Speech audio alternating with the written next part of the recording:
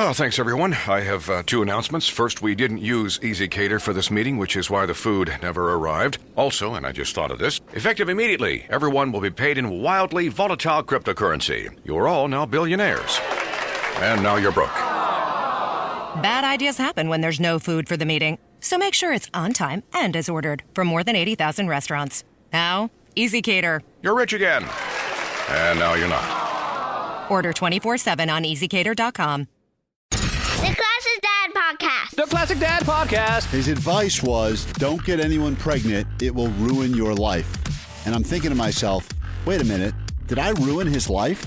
The answer is yes. And look at this, the great Sebastian Maniscalco on the Classic Dad Podcast. My father is into my book signing, and people were lined up, and I was signing books, and I was opening up the books, and it was already signed. I go, what's going on?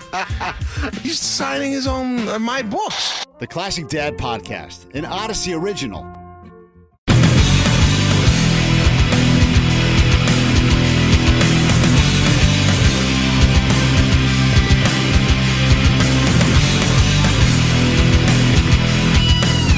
So looking up, Celtics have a new coach.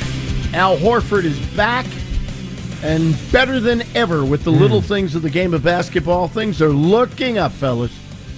Yep, everybody's happy. All you need now is a point guard, bench, maybe 3, 4, 5 bench players. Emotional stability from Marcus Smart, and then you're good. Yeah. First black coach ever for the Boston Celtics. Wow. Breaking barriers. This should be leading ESPN. Source. Boston hires the first man of color. Per Jay Williams. Did Gasper, confirm that, or is he going to lay off that one? I don't think he would have confirmed that. Is he going to lay off that one? He'll wait till next week to confirm that one. Yeah. Oh, he's always a week late. Definitely. That's true. I want to make sure I want to check everybody's sources. It is. It's the reputation that Boston has, that this would be the first black head coach for the Boston Celtics, even though it is number 6. Number 6. They have more than any team in the NBA. Yeah, what the Knicks been doing for all these years? I did find the Knicks did have 7, so correcting the record. Celtics number 2 in all-time black head coaches. Jay Williams number 2. Of course, the Knicks get a new coach every other year. That's true. Yeah, they have have chances. They have more opportunities for them. Yeah. Okay. So it's not this really franchise fair. has been good. They have to keep guys around for a while. This is Chris. Chris is in Medford. What do you got, Chris? Hey guys, I'm just calling in to let you guys know I am all gassed up about Al Horford. I heard he's gained 237 rotations on his jump shot per minute.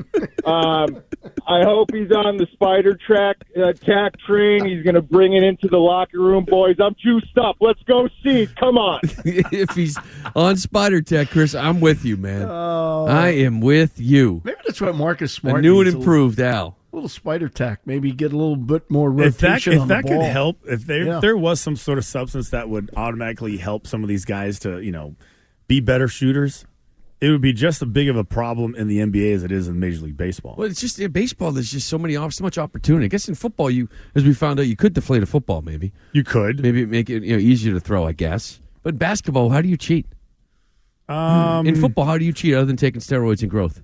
Well, how do you? Yeah, which you we only don't. do. I'm trying. It's really hard. It's hard to It's cheat really hard. It would only have to be. But they check them. You find a Tim Donaghy and you pay him before the game. Oh, there you go. That's what you do. Yeah, Refs. I'm talking about that's real scandalous. Performance enhancers, gloves, NFL gloves, stealing gloves, signs. He said it. You take HGH like LeBron did.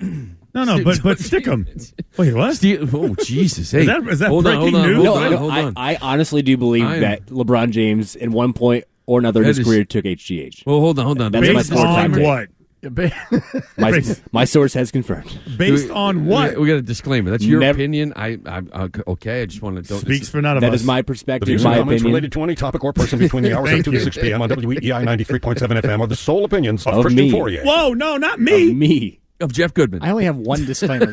Of Jeff Goodman. Goodman. Jeff Goodman said it. No, but it is. It's like the one sport. You're like, you're stealing signs. You're putting spider tack on balls. I don't know. You're corking bats. You're taking steroids. You're using pine tar. I'll tell you, for football, really, so if you're a receiver, it's the gloves. Or but they're legal. Stick'em used to be a big thing, and they got out of the league years ago. Guys were literally just bathing in So they stuff. figured it out. No more stick'em. Here's your gloves. You can use your gloves. Kind of like what baseball maybe needs to do. Other than that, no issues.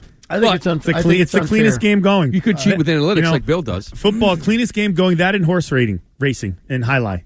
So Taco Tuesday and Steroid Saturday, right? Mhm. Is that what they have in Yeah. the LeBron family? Yeah.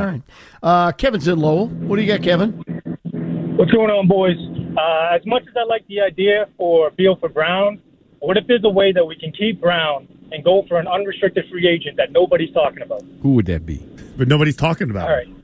Let's no talk one's about talking about him. Ready? Let's talk. So we had bad knees Kemba, but now we can go for even worse knees Derrick Rose. Now, Derrick Rose carried the Knicks not only when, Julius Randle was slacking during the playoffs. Derrick Rose is a facilitator. Derrick Rose can score when needs to be, and I think he's the guy that we're looking for. Yeah, Derrick Rose is a big Tyler Devitt. Those two guys go hand in hand, right? Tyler, you're a big Derrick Rose guy. Tyler's screening calls, but I can Screening confirm calls. he is a big Yeah, Derrick he Rose. is. He's he's been pushing Derrick Rose for a while. Oh, Derrick Rose would love him here. Listen, would fit perfectly. I am all for the veteran guard that could be here for a couple of years and facilitate for these kids. Yeah, I'm all for I don't that. think he'd be bad if you didn't have to pay him an awful lot of money. I mean, we but- talked before about Lonzo Ball. Goody brought up Lonzo Ball.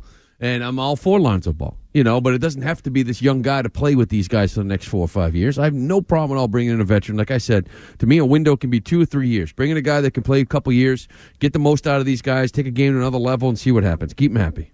That can keep them happy. David's in Waltham. Hello, Dave.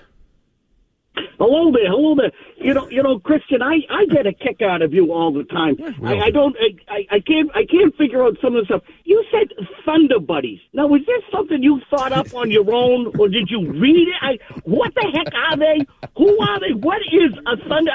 For the past hour, it keeps going in my head. Thunder Buddies. Thunder Buddies. What the hell are Thunder Buddies? Wait, seriously? You make me lose my mind, man. You must be on some good prescription stuff, because I sometimes can read you, but sometimes I can't. What about Thunder Buddies for Life? Thunder Buddies for Life. That is a reference from the movie Ted. Yeah. You're going to see the movie Ted. Yeah, you're going to see it, Dave. Yeah, it's the movie Ted. But you get it, though, right? Thunder, you get scared, and then you got to hug one of your buddies. Christian's been referencing the Old Testament for the last 2 days. Yeah. And nobody said word one about it, but a Thunder Buddies reference. What was my Old Testament reference? Cain and Abel. Well, that is the one that fits the best. You've been talking about Jason Tatum and Jaylen Brown like they're Cain and Abel for the last 2 days. I say Thunder Buddies in passing, like just a throwaway line. I love that. I like you go it, from though. the Bible to the movie Ted. Yeah. Just like that. What about Thunder Buddies for Life? Didn't they sing a song or something like that? It was like a Thunder Buddy song. Don't sing the Thunder Buddy song. Oh, If it's the one I'm thinking of, don't sing No, it. I can't sing it. That's what I thought you were going to play. But now I know why you didn't play it. All right, go ahead. Go ahead, Glenn. You've lost control completely, so go ahead. Do something. I love Keith in down in the Capes playing. Go ahead, Keith. Well, I hear him talk about Derrick Rose, sarcasm or not, but what about bringing Isaiah Thomas back for 2 or 3 years? Can't play. I mean, the fans love him. He can facilitate to the young guys. Can't play. And I think he'd be a good fit. He wouldn't cost as much money as he once did. I wouldn't cost you anything. You know what? I would like to say this. Go ahead, say Just bring him back as like a, mascot, some sort of role. Like, I don't know. Can he just be like a consultant? He would be better than Al Horford. Can he just if you want a guy, to kind of just go on the road trips and the guys like him, they respect him. He's never going to play, but just bring him along. Right? I mean, like, if Brad Stevens is going to hire anybody as like a consultant or like some sort of assistant, it should be Isaiah Thomas. I would say he's earned it. Hasn't he been through enough? Yeah. He's been through enough. I think nobody has He had played with a more broken jaw, Glenn. bad luck or bad timing in the history of sports than Isaiah Thomas. It really is awful that he never really got that big, huge payday. Unfortunately, he can't play anymore. When they came out and tried to play last year, people saw it. He can't do it. That's not saying. He broke his jaw. Be better than Al. I'm not sure he'd You be try better running than around Al. with a broken I don't. jaw. I don't expect an awful lot out of Al in his second return here, Lou. I don't. But I'm not sure that Isaiah would be as good as Al. That's saying something because I have low expectations right now for Al. Really? Sure, yours are probably lower, but Well, I have don't low know. expectations. I would take Isaiah kind of filling up threes rather than just this guy. Right back to you. Okay, give it back again. You got it? No, right back. No, yeah. Jackie Moon. Right back.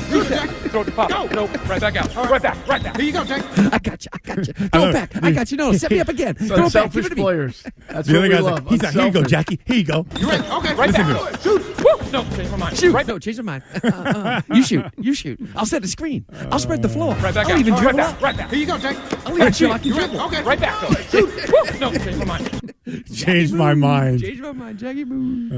That's what we need. Unselfish players. All right. You were saying something about analytics and Bill? I was talking about Bill Belichick, who apparently was taking part in some GM forum or whatever. This Who is he D. ripping now? Orlando Ledbetter writes this. Falcons take part in GM forum, quarterback summit. Patriots Bill Belichick and Chiefs Andy Reid are not fans of analytics. Quote, I'd prefer good players, good fundamentals, and good execution, Belichick said.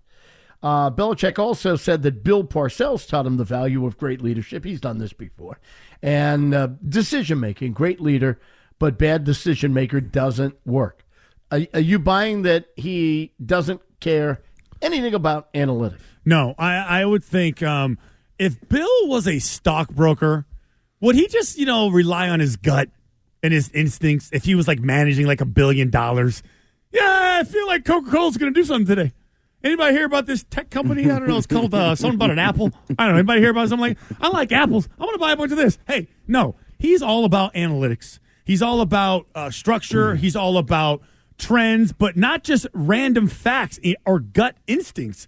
Like a lot of his decisions are based. Now, he may not be crunching the numbers himself, but somebody is handing him a piece of paper saying, here's what the third and short defenses look like. Here's what they do on first down inside the 10-yard line. So you think he's lying here? Yes, I think he's lying. Do me a favor, Ryan. You'll never talk to him again, okay? What does it matter? Oh, yeah, we'll talk to him again every single Monday. Oh, I can't wait. Every single Monday. Can't wait. That. Do you think he's lying? No, I think that you already hit upon it. There are some analytics, I think, that he looks at that are key for him in making his decision. But overall, I don't think he's like a lot of these other coaches out there that are taking streams of analytics and numbers and sitting there and breaking them all down. So this is audio from January in 2016. Grab this, Ryan, where I think it was Ben Volen is asking him a question about analytics. Bill, over the last 10 years, one of the biggest developments in sports in general is the use of analytics or advanced stats. And we go to a baseball game now, and analytics are everywhere. In football, how much have you seen the use of analytics over the last however many years, and what can they be useful for? Yeah, I don't know. It's not really a big thing with me. And I'm sure you can go to the Northeastern Analytics Conference or whatever it is they have here in the summer or spring, whenever it is. Get your fill of it. I'm sure there's a lot there. By the way, it's the Sloan School. They do it at MIT, not at Northeastern. Get your fill of it. That is like a put down. That's what at Northeastern. I would say that is there a chance that Ernie Adams is deep into analytics and just sort of tells Bill? Yes. Yeah. So Bill's technically not diving in, but he's got people like maybe it's Matt Patricia now who is. Yeah. You know what Yeah, I mean? Because I do think there's a lot of things he does that goes outside the norm, right? I mean, so I mean, I don't know. It's like I think actually Florio was talking about it, but it wasn't using an example of how he's full of crap, even though he thinks he is. But like he was talking, even brought up like the Super Bowl thing. I'm sure there's some analytics out there that said, Bill, you got to call timeout right now. You know what I mean? Or what are you doing? You got to regroup here. Call timeout. Figure it out. Get a defense out there. And he just sort of went on feel. You know what I mean? And just said, no, I'm not going to call timeout because I'm looking at Pete right now and he's crapping down his leg. So I'm going to just let this thing play out and see what happens. So I think that there's a lot of it that he goes for it. He doesn't go for it wherever it might be in the field. I don't know. It's based on how his team's offense looks, based on what his defense looks, the other offense. So I think it's like within game stuff. I don't think it's strictly analytics. We should go for it every single time. Let's go for two every single time. But maybe they used the wrong word, because if I was going to translate analytics from baseball to football, I wouldn't use analytics. I would use tendencies.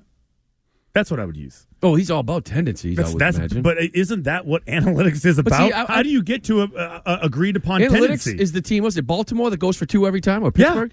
Yeah, that's a tendency. That's analytics. We're going to go for two every single time. If we're 50-50, at worst, we're okay. Okay, but I would say, so when I was there, well, really with any team, so each day involves, so on the first day, you have all the percentages and tendencies of a certain team for first and second down. On the next day, when you do third down, you get, okay, here are all the defense's tendencies for 3rd and 1, 3rd and, 3 to 6, third to 7 to 10, and then so on and so forth.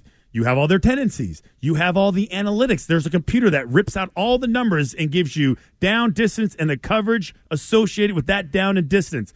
And they even break it down even more. They break it down to circumstances, time available, first quarter, second quarter, overtime, away, home. Yeah, but that's as old as time. But that's my point. So that all that is just analytics. That's all there is. We're not talking about spin rate.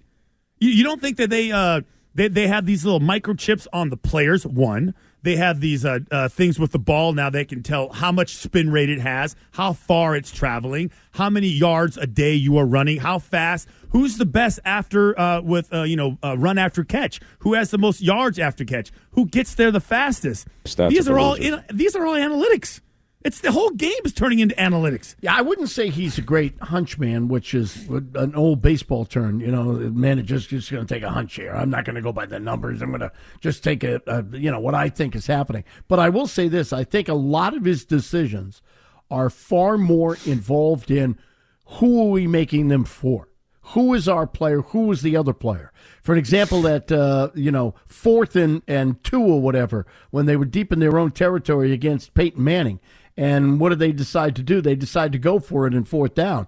Well, the analytics, I'll guarantee you, said, you don't do that. He looked at it and said, it's Peyton Manning. I think when he talks about that, when he talks about I prefer good players, good fundamentals, good execution, when guys are not good players, they don't have good fundamentals, or they can't execute, whether they're his players or the other players, those are bigger decision makers for him than the overall analytics. I just feel like there's situations where you use your gut, but I would say a lot of these guys, even going for 2, like we could easily find tape of okay, why'd you go for 2? Hey, 4th and 2 against Indianapolis on the road, you decide to go for it on 4th and 2, and you throw it to Kevin Falk. Why'd you do it? I mean, what went into it? Well, the odds are that we weren't going to get the ball back. Yeah. Based on what? But I think analytics is like 4th down, go for it. You know what I mean? Because the numbers show success rate. You start diving into success rate. You talk about tendencies. That's what the shift's all about. That's the only reason why you put guys in certain spots, because you're looking at a guy's tendency over 2,000 career plate appearances or 3,000 career plate appearances. You're like, this is where he hits a damn ground ball when he hits it. So that tendencies is just different in football. But a lot of teams go for it on 4th and 2, whatever, because the percentages tell you to. Yeah. Like that's more like new school analytics. So because somebody wasn't ultimately majorly specific on the way they asked the question, Bill found a way to avoid it completely and almost mock the question. Yeah, go to Northeastern, State University of Analytics, and I'm Northeastern Analytics Conference or whatever it is they have here in the summer or spring, whenever it is. It's the same thing as snap face. Get your fill, but I'm sure there's a lot there. It's putting it down. He's going to mock it. It's beneath me. I would never use analytics ever, ever. Snap face and Pandorama. He probably doesn't use it, and Andy Reid may be the same way. Probably doesn't use it as much as some of the other coaches do right now. But you're right. He had Ernie Adams basically say, "Hey, Bill, I think we should do this." Bill never sat down and looked at all the analytics. Ernie did, came to a conclusion, and then gave him the word. And that may be what Matt Patricia's next role is going to be. We're going to get some cash away. How do you order food for the office these days? How do you make sure it's on time and as ordered? How can you get it individually packaged? How? ec8701403ae04278a36cad5001615b43. When you order on ec8701403ae04278a36cad5001615b43, the food comes as ordered and on time 98% of the time. And when there's a problem, which is practically never... Thank you for calling ec87014. You can reach someone in about 9 seconds. How do you order 24/7 from more than 80,000 restaurants? How? ec87014. Order 24/7 on ec87014.com. Follow him on Twitter @Christian Fourier. I heard you hate old people and puppies. No, just puppies. Hate puppies. It's OMF on WEEI.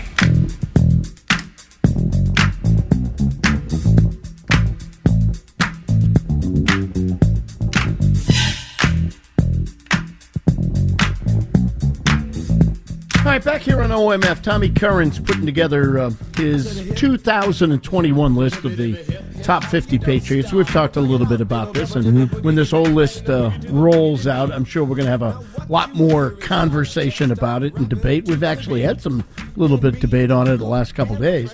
And one of the two subjects that were on there were Julian Edelman and Troy Brown, because right now Julian Edelman is number 20. Troy Brown is number 4. This is what our buddy Christian said here a couple days ago about that. Everybody knows that Troy Brown is Mr. Patriot. Yes. Okay, but then there's 4 guys that are basically similar players. You got Troy Brown, 4. You got Wes Welker, 13. You got Deion Branch, 17. And then you got Julian Edelman, 20. So if we're going to sit here and have national conversations about Julian Edelman being a Hall of Famer, you're telling me the best that he can do is 20? I think he's tough. I think that was 5 years ago now. Why wouldn't you swap him with Troy? At 4? Well, then Troy needs to be bumped down. Who has accomplished more? I get Troy Brown did a lot. No, I understand. But now we're putting everybody's career achievements with the Patriots on the table at the same time. Troy Brown now, and at the time, his career looks at the time average.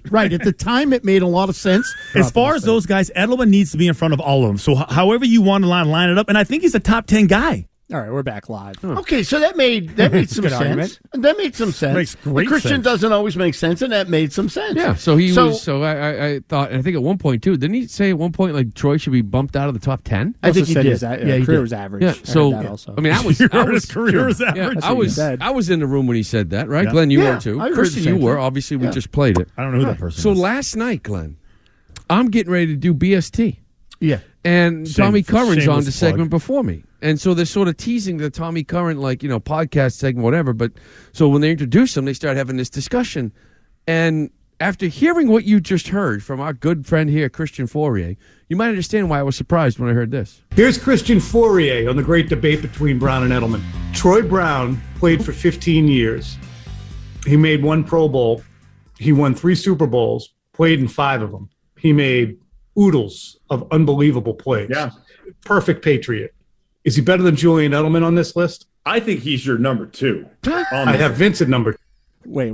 Wait, what? We'll play the rest of it. But Wait. Hold on. And I'm listening to him go, wait, now Troy's number 2? He was at 4. You bumped him out of the top 10. You want Edelman in front of him. And now I'm listening on last night. I'm about to go on TV. And I hear Fourier, the guy I work with, the guy I've heard had this discussion. We just debated Made it a lot like a of day sense, too, before. didn't it? And he's like, I think you got to put Troy Brown 2. And I'm like, listen, this could get better. Let's keep playing it. I think it's going to make some sense. I think he's your number 2.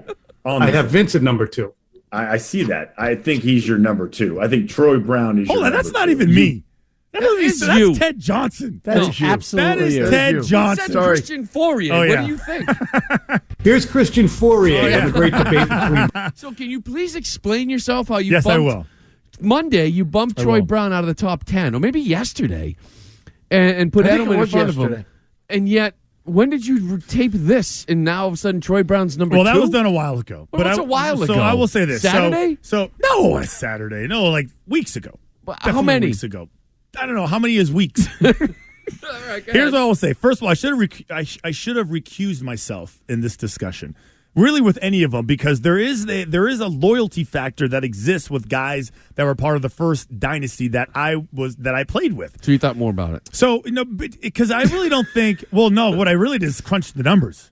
When you look at the numbers, and if you just remove the name and the loyalty that you have for that person, you have to kind of.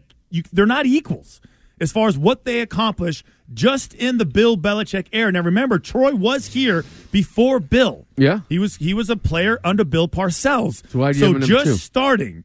Just starting, and I think Edelman ultimately deserves more credit, and I should have given him more credit, but I was just, my loyalty to Troy kind of, I think, blinded me. Why wouldn't you swap him with Troy? When you look at Troy Brown's seasons, okay, just tail the tape, right? Okay, 11 compared to 8 for Troy Brown. Belichick era only. Receptions, Julian Edelman, 620 to 420. Receiving yards, over almost 7,000 for Julian Edelman, under 4,300 for Troy Brown. Receiving TDs, Julian Edelman, 36 to 23. Okay, you want to look about punt returns. Okay, he's got more punt return yards. Edelman's got more. He's got a better punt return average. Receptions in the playoffs when it really matters.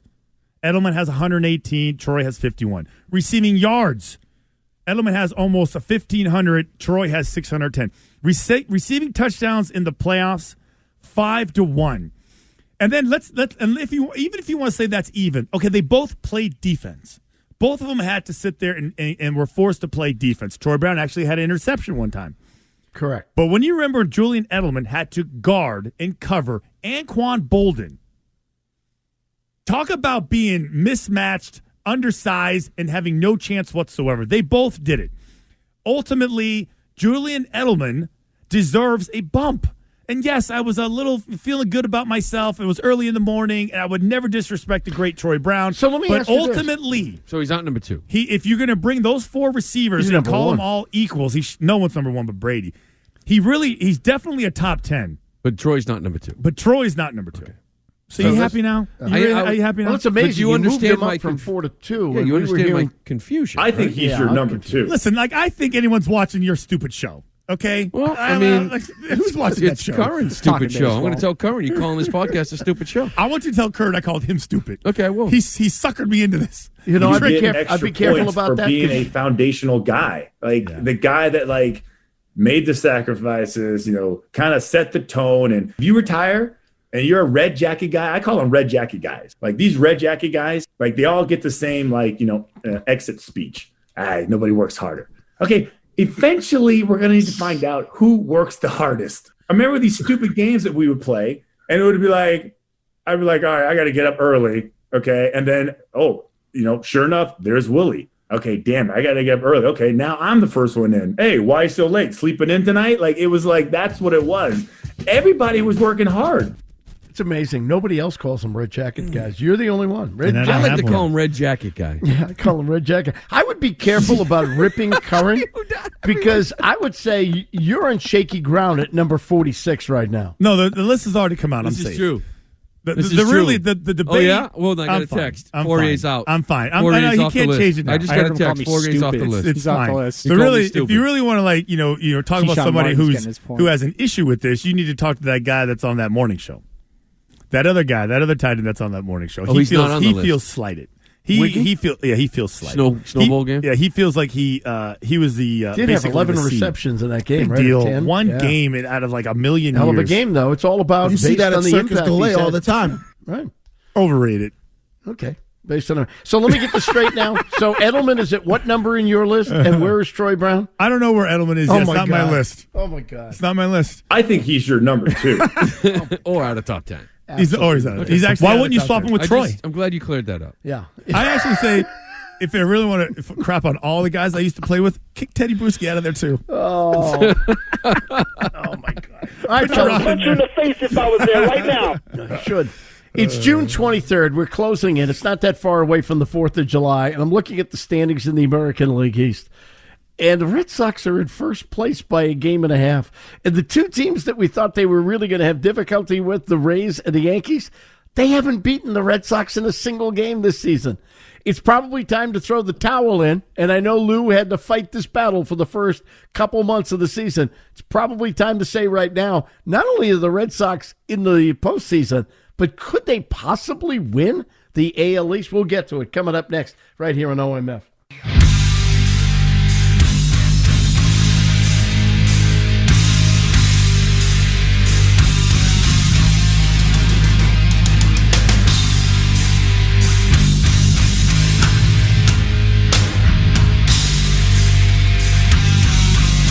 You got another one? Nissan Stadium. MetLife.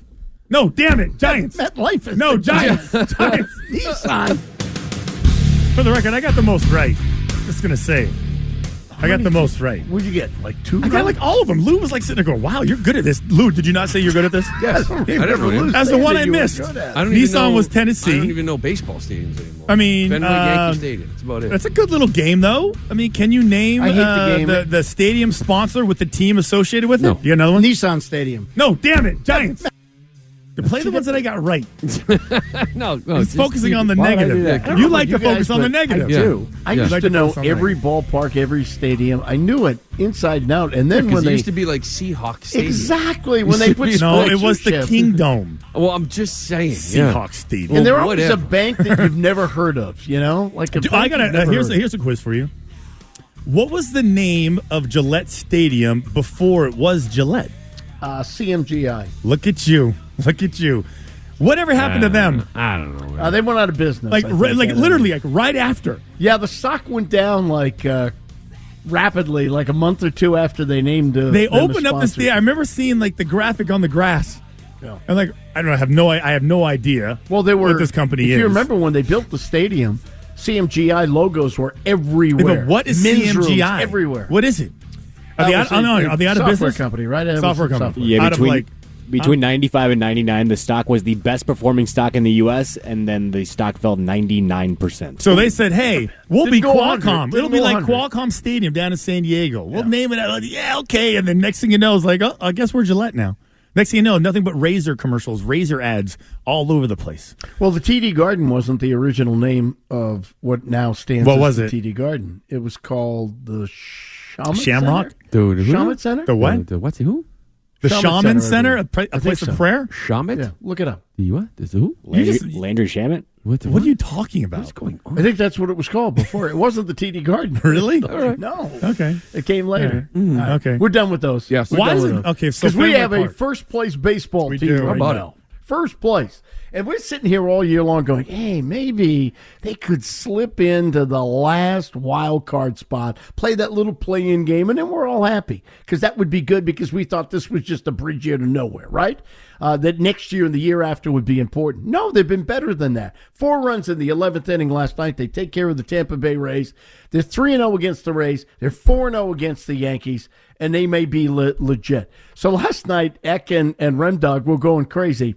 So Kittredge was your opener in the game, right? And then they brought in Ryan Yarbrough. In the first. Yes. Oh, he sucked. God, he pissed everybody off, huh? I've never hated a pitcher more than I hated this guy. I think He takes forever, too. I think One Eck of and those those guys. guys kind of just summarized, Yarbrough and this just game in general.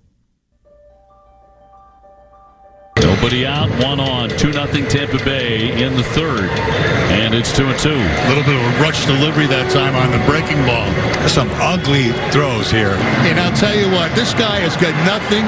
He's got nothing to get Martinez out of. He's got nothing to begin with. I don't know how many pitches we've seen outside soft. Changeups away. It's like nothing but ugliness away.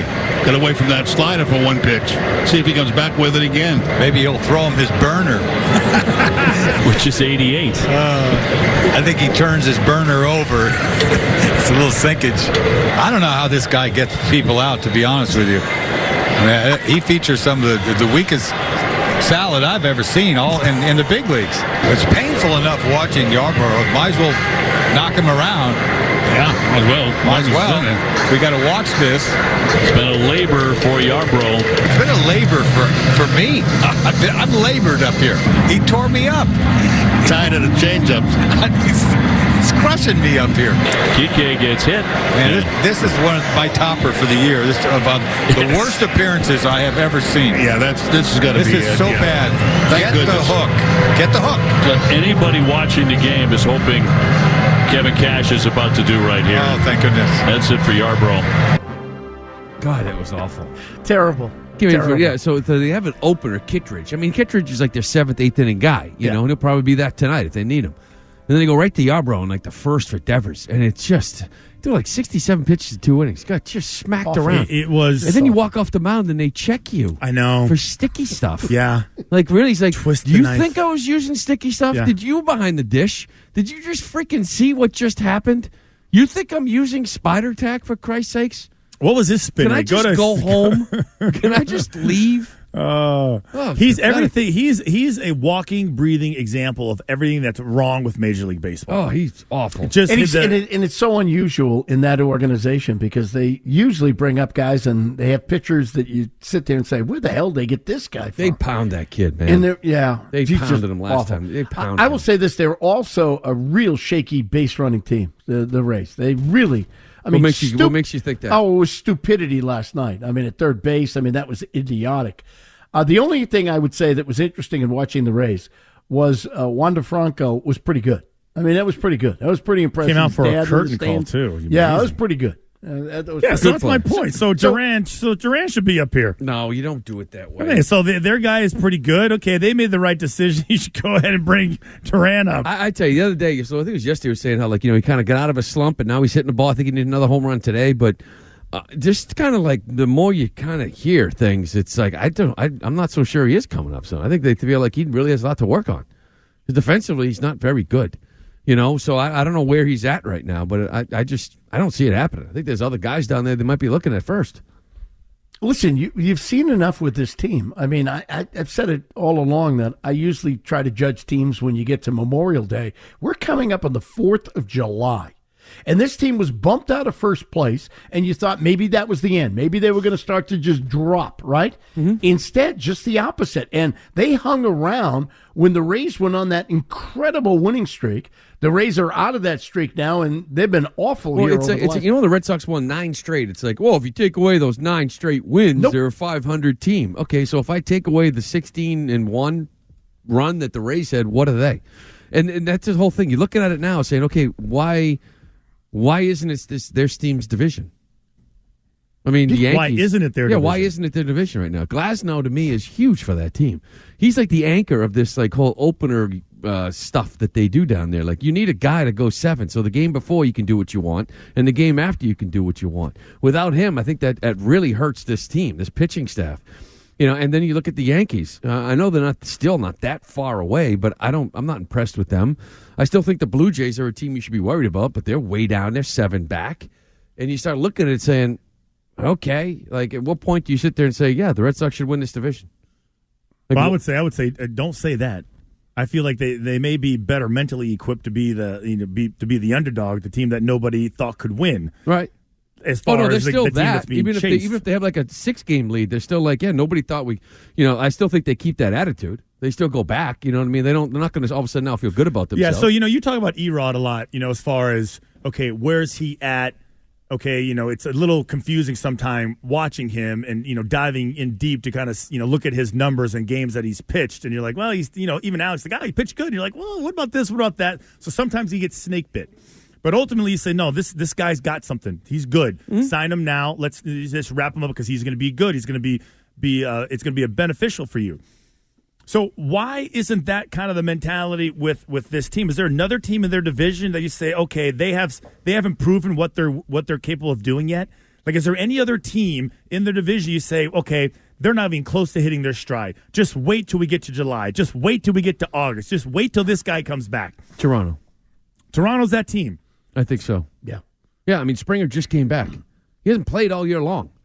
You put him in the middle of this lineup, an MVP candidate like Vlad. That team kind of still makes me a little bit nervous. I don't think you're that much better than anybody else. But the thing with this team is, like, last night should have been a loss.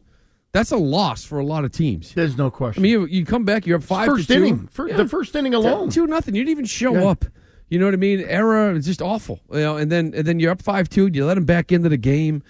Second, third, nobody out in extras. You don't score, and you're like, that's it. It's over. Like, teams, you lose this game, and they don't. They take losses out of the loss column and they put them in the win column. And it's the reason why they are where they are. And at some point, it's like, it's not just about, their staff is suspect. Their lineup might be deep in the bottom half of the order. But it's like, at what point do you just sit there and say, yeah, but they just find a way to win? And it's like, their pitching has sucked. Okay. Well, the Rays lost Glasnow. The Yankees pitching ain't much better. You get Cole's lost right now, just worrying about sticky stuff. I just feel like you look at that team and you say, they might not be great. Houston might be the best team in the league, and maybe the White Sox. But as far as this division goes, there are 4 good teams, and right now they're the best of the 4. I think it shows you how good a manager Alex Cora is and the difference that he's made with his team, because I agree. I think they're doing it because they believe in themselves, because fundamentally you can break it all down. We even talked to Alex Cora about defensively. They have not been a real good defensive team, yet the lack of defense has not really killed them. They still find ways of winning games. They had 2 errors in the first inning of last night's game, and they found still a way to come up with 5 runs, 2 innings later, and they have a 3-run lead in that game. I just think that they have a lot of what you've seen sometimes with underachieving baseball teams. You sit there and say, how the hell are they doing it? I think they have a chance to win this division. Yeah, they do. And I don't think I would say E-Rod, that though. even 3 weeks ago. I think you're going to need E-Rod, and you're going to need him to turn it around. Last night he gave up 7 hits. 5 of them are in. And you might need Sale. 5 singles, never left the infield. 5. So, I mean, there's always a combination of bad luck with this guy and then bad execution with him. And, I would actually try to take advantage of where he's at right now if I'm Chaim Bloom. You talk about a Christian like signing him. I would absolutely look to lock him up right now. E-Rod. And I know people say you got to be absolutely insane. But a guy like Zach Wheeler down in Philly, at his age, he's the perfect comp when he signed. He got 5 years at 118. You might be able to get him 5 years at 75, 5 years at 80. So wait a minute, you're Evaldi's saying... off the books next year, and then you've got this guy at 16, 17 million for the next 3 or 4 years, and he could be, even if he's your 3, I think you take advantage of where he is and maybe prey on a little bit of insecurity and say, hey, listen, we'll give you 16 a year, 17 a year for the next 4 or 5 years. All right, that's different, and I agree with you. I try to sign Not him 23 right now. anymore. If you look at him and you sit there and say to yourself, we still think he's good. Maybe he's not great. We still think he's very good. He certainly could be a number 3 in our rotation. Then what you try to do is sign him to a team-friendly contract. That's what you try to do, and maybe play off of the fact that he might be a little insecure right now and feeling that if he gets to free agency, it might not work in his advantage. Because I think he's going to have a agree big with that. second half. Yeah, but you're not giving him $120 million. I'm not giving him probably what he would have got if he had coming off of what he was in 19, given what Zach Wheeler got in Philly, 5 and 18, 118. Like he was if he came back and did what he did in 19 this year, that's where you'd be looking at 125. Now, no, you're not going to get it. He's not going to get it. So I mean, I would be not $24 million a year. I'd be, hey, if you get him for 16, 17, Porcello made 20. Evaldi's making 17. I'll take E-Rod at 16, 17 for the next 4 or 5 years in a heartbeat. And I know they don't like what you're seeing right now, but there's more there. I know there's more there. They know there's more there. I'd do it in a heartbeat. Yeah, they're a fascinating team. I think they can win the division. I'm not sitting here telling you that I have grandiose ideas. They can win the World Series. I think we've already seen Houston, which is the only team that has a better record than they do in the American League, and that's only by a game. Looks to be a lot better than them. And then you get to the National League, and we know about the Dodgers and the Padres, and we can go through all the that. Giants, but Giants, I don't get that. But winning the division, I did not think was possible a month ago. You look at it, maybe wild card. Now they're good against the Rays. They're good against the Yankees. We know what the Yankees are. I do fear the Blue Jays, and the Blue Jays have been disrupted as to where they've played. They've had injury problems. They're the one team that you can look talent-wise could put together a string here in the second half I'd of the say season. You're getting to the point where it's theirs to lose. It's the whole, quarterback, phrase that you use all the time. It's your position to lose. I think it's your division to lose. I would say they should be the front runner. They have the lead. They've gone through the most. They've been relatively healthy, I would say, for the most part. They still have, guys who can play better, and they still have one of their most important pieces who may or may not come back. But after talking to Alex Cora, I would say, don't you guys feel kind of optimistic about Chris Sale?